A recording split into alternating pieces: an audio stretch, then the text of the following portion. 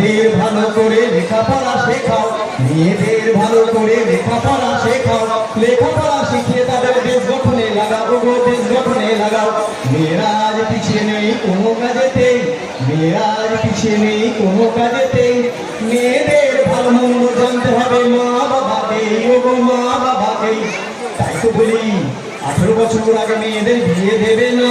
Police প্রশাসন জানতে পারলে তোমাদের ছাড়বে না, পুলিশ প্রশাসন জানতে পারলে তোমাদের ছাড়বে না।